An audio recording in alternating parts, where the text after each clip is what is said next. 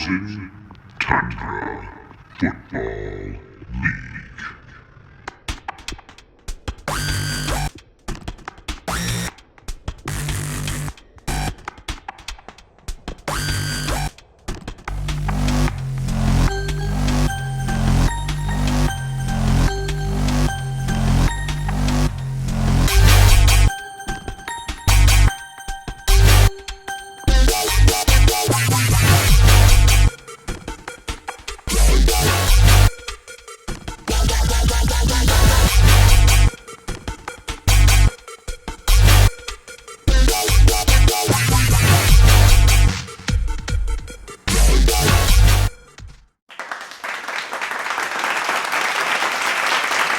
Hello and good evening. Oh my goodness, 7 weeks down, 6 to go.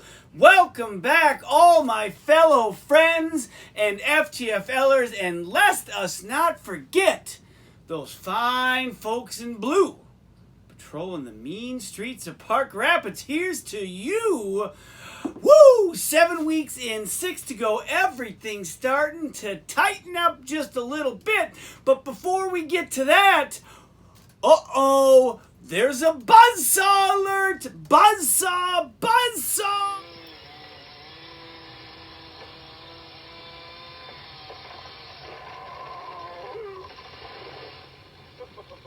Who got it? Who dropped it? Getting to that later. Now, the tightening of the league. 5 teams are within a game of each other for the final playoff spot. Now, with 6 weeks to go, that means really anything is possible. The South, the entire South Division, is separated by just 2 games. I am 0-5 in my own division, but 2-0 against the South, because right now the South is in shambles. Trade season is picking up, only a couple weeks to go. I have been heavily active in the trade market. I sent Chris Carson in a 9th off to Saltmarsh for Matt Breida and a 2nd. And then we found Chris Godwin a home, packaged him in a 4th for Tyrell Williams and Adam Saltmarsh's 1st round. That's right, I now have 2 firsts and 2 seconds. So much for chaos as far as I see it. Adam Swart, nowhere to be found in the trade market, and maybe, just maybe, he needs to find himself there because the riot appears to be taking a break. Whether or not it's temporary or permanent, of course, that is yet to be seen. This week, we're staring at a couple rather large, interesting games. It is going to be what was the greatest hockey duel in the league. That seems to be a bit on, not just on a break, but all out just falling apart. More on that later. It is Hulkamaniac versus Ryan Deesum. In that bag you forgot about on the countertop, and it got pushed to the back and grew all sorts of fungus, titties, and balls. That's right, I am 2-18 against Ryan Deesum. 2-18. Is this the week I get off the schneid? I guess we're going to have to find out. Also, lastly, before the games, a brand new segment this week. We have taken a dive into the history of the league, the 20 years of the FTFL. This week, brand new segment, Picks of the Week. Can't wait to show you that. But for now, it's on to the games, and Aaron Rodgers, the boogeyman, returns and dropped a giant buzzsaw on the king of the FTFL, because now you got to ask yourself, is he really the king, or has it been, as Brett has prophesied all along, I am the king, 107.5 to 84.5. I beat Sid Hagen. This is Sid Hagen's 2nd straight loss. Dalvin Cook looked just great, 20.5. Dak Prescott, 18. Will Lutz, 11. Tyler Lockett, 10.5. Devontae Freeman only got a point before he got in a fight with Aaron Donald. Jeez Louise, Devontae Freeman, if you value your life at all, stay away from Aaron Donald. He got ejected. He was been averaging 14 points over the last 3 weeks. 1 point wasn't going to help Hagen's cause. If you're me, it's all about Aaron Rodgers and his 52 points. Darren Waller put in 23.5. Myers tacked on 11. 5 of my players were at 4 or below. but it doesn't matter because I got the win. Long live the king. All right, next game up is Team Linkowitz coming in at 3-3, taking on the seemingly unstoppable force of the overworked, underpaid, underappreciated log cabin pizza employees about to riot. Well, apparently the rioters got hungry, needed a drink of water, wanted to sit down for a little bit because 69.5 points, his lowest point total of the year, was not enough to beat John Linkowitz to 78.5. If you're John, Tyreek Hill, 15.5, Greg Zerline, 15, Derek, I wanted to say Travis, I wanted to say Hunter. It's Derrick Henry, 12.5, and welcome back Saquon Barkley, 11.5. If you're Linkowitz with this win, you move to 4-3. Is there enough steam now with Barkley coming back for you? Obviously, you're in the playoffs. If they were to start today, having Barkley back definitely is going to help the cause. If you're Swart, you're looking around for anything, going, well, I guess it had to end sometime. Deshaun Watson, 14, Aaron Jones, 12, Gonzalez tacked on 11, Kenny Golladay, Evan Ingram, 0.5 points apiece. Woo! Not going to get it done. He is now in a tie for the first place of his division with the Mixing Cocktails. We'll get into their game later. Next up, the Radioactive Monkeys, who obviously think they've got something, and now that they've acquired Chris Carson and Chris Godwin, maybe, just maybe, again, in the South, let's be honest, I said the entire division is separated by a couple games. So, yeah, get your game on and see what you can do. And if you're Saltmarsh, you saw what you can do against the Pack Attack, who was also coming into 2-4, who was on a 2-game losing streak. Make it 3. He lost by a half point, 85.5 to 85. Last week, Eric lost by 3 points. He has lost consecutive games to myself, the Architect, and now Adam Saltmarsh. And if you're Eric, you have to be going, well, now what? Well, I'll tell you now what. Because I won and because you lost in our head-to-head record, you are now the worst team in the FTFL. Cheers to you, my friend and brother-in-law. Adam Saltmarsh, Kirk Cousins, 30, DeAndre Hopkins, 16.5, Harrison Buckard, 13.4 at 3.5 or under. The big one in this game, though, was Miles Sanders. 3.5 points. You're like, well, Brett, that's really not all that big a deal. However, those 3.5 points came late in the game on 3 receptions and some yards in some garbage time, which Eric was very quick to point out to me. And, of course, his gripe goes as follows. Adam had a bunch of players in that 30 to 35 yard range. Eric had a bunch of players in the 50 to 55 yard range.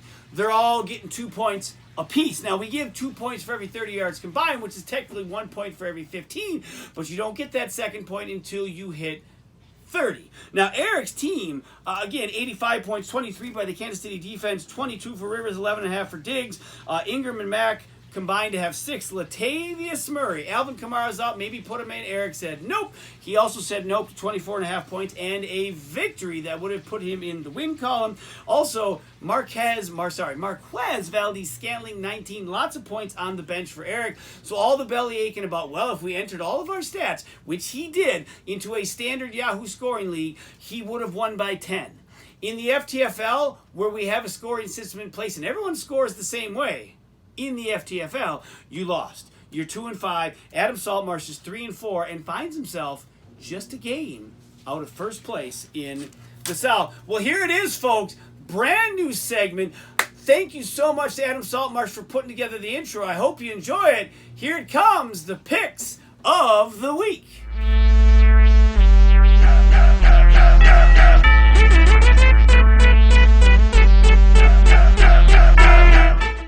All right, so brand new segment, picks of the week. I thought, you know what? We'll take a little break from the 20 years of the FTFL. We're going to get back to that. Don't worry. We still have to figure out who's the all-time leading scorer, and I'm guaranteeing you it's probably going to be Drew Brees, so let's just sit on that for a while. Picks of the week. And you're going, well, why do I want to watch you make picks? That's right. You don't have to watch me make the picks. I have lined up some guests. First guest, none other than not 1 time, not 2 time, not a 3, 4, 5. He is a 6-time Mr. Olympia, former governor of California, and is, as and always will be, the Terminator of your heart. Put your hands together for Arnold Schwarzenegger. All right, let's hurry this up. I'm on the set of my new movie. I've got lots going on. I've got to get a workout in. I've got to check my Twitter account. Let's get on with this. All right, you know what? Not a problem. We'll get you right back to all you got to take care of. So we'll go ahead. Let's hear that first pick you got for us. All right, I really don't quite agree with all of this rioting. I mean, there are better ways to get your voice heard. There are peaceful protests. There are proper avenues to go. Therefore, I'll take the king, even though he's a liar and pretended to be that dirtbag Donald Trump. All right, that sounds good. So, Mixing Cocktails and or The Architect. All right, even though Mixing Cocktails owns a couple of gyms, he's still a girly man in my book. I'm going to pick The Architect to beat Mixing Cocktails. That's right, I said it.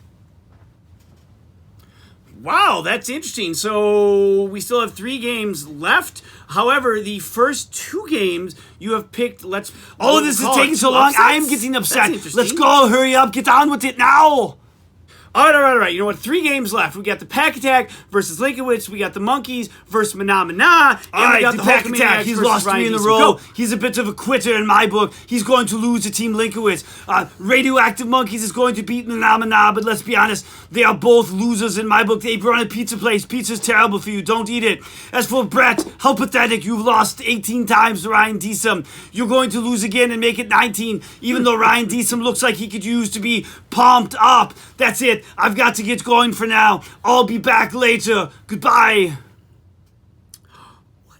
What? Man, all right, you know what? Arnold, I thank you for your time. I'm not entirely sure I fully agree with you picking me to lose again. At some point, I got to win, right? You know what? That was this week's Picks of the Week. Now, back to the FTFL Weekly Update. Well, I'm going to be honest with you. If the guests are that good going forward, we are in for a real treat. Can't wait to see who else shows up on Picks of the Week. 2 more games to cover before we wrap this up and get up on out of here. The Mixing Cocktails coming in at 5-1, taking on Mana, 3-time Lucky Pants champion. You still owe me 7 cents. Mana at 2-4. And Mana got smooth doubled up as the Mixing Cocktails moved to 6-1, 107.5 to 61 for the Mana. And if you're Andy, now all of a sudden you are tied for first place. And let's be honest, 6 wins is all but certain going to get you in. Not guaranteed yet, but it kind of has been the magic number here in the FTFL. Andy's team, again, led by the New England Patriots defense. He was quick to point out that they are the 5th overall highest score in the league right now. He's looking for someone to trade it to. Mark's just traded away a couple defenses. Maybe he'd be interested in taking the defense off your hands. 23 points for them. 20.5 points for Sony Michel. 14 for Lamar Jackson. 12.5 for Michael Thomas. No one was below 5. Now, Marvin Jones Jr. on the bench dropped 35, of course, part of that trade we talked about last week. I don't know if I'd be starting Marvin Jones Jr. either. Maybe next week, but then again, maybe not. If you're Markser, things aren't looking up. Josh Gordon is now done for the season. He has kind of somewhat been your second receiver. Allen Robinson was your highest scorer at 15. Allen Robinson plays for a team, the Bears, whose offense is in complete disarray. Jaylen Brown, another receiver, 12.5 points. Those are your 2 top receivers. Woo! What happened? Your team was so hot. Now, of course, it is your running back. Now, this week, though, no one to be found on the running back radar. Of course, David Johnson, 0 points. He played a couple plays. Chase Redmond on the bench dropped a ton of points. Wouldn't have mattered. The Bills put up 10, and Russell Stupid-Face Wilson put up 10 as well. 5 players at 5 or under, and Markster now moves into a tie with yours truly for the final place in the much more powerful North Division. Back over for the last game into the South, Ryan Deesum and his big old nasty, stanky, smelly titties and balls. Taking on the Architect. The Architect coming in at 3-3. Ryan Deesum struggling, trying to get things going.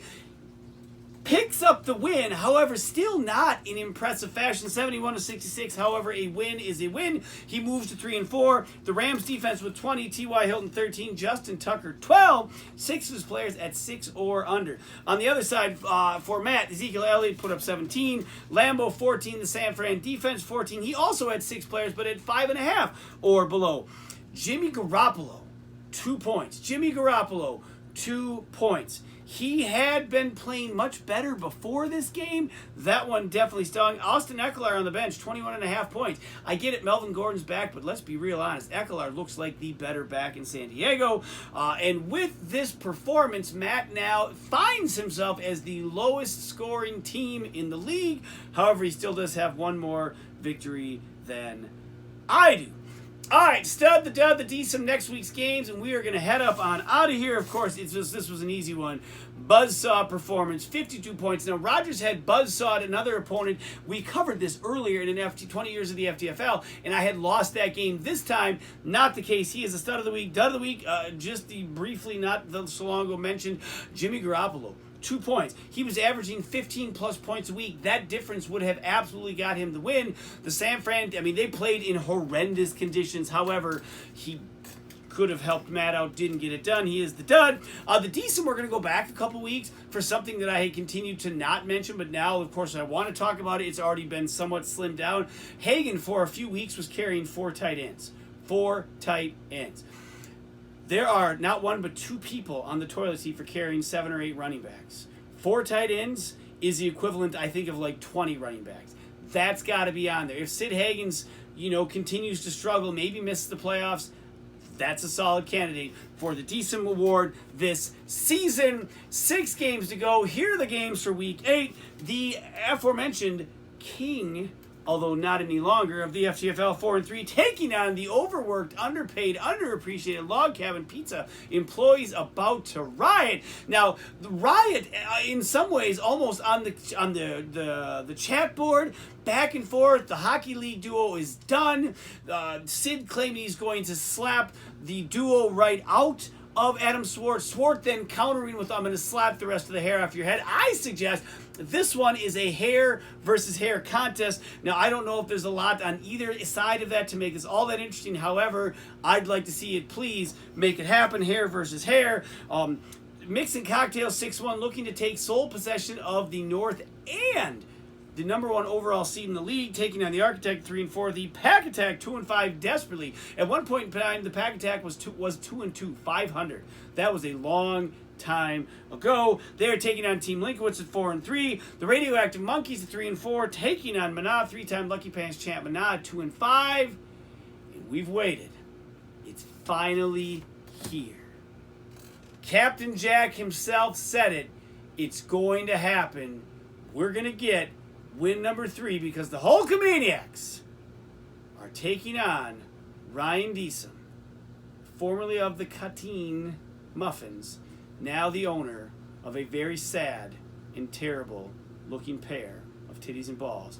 You're going down, my friend. That's it for the update. Until next time, peace!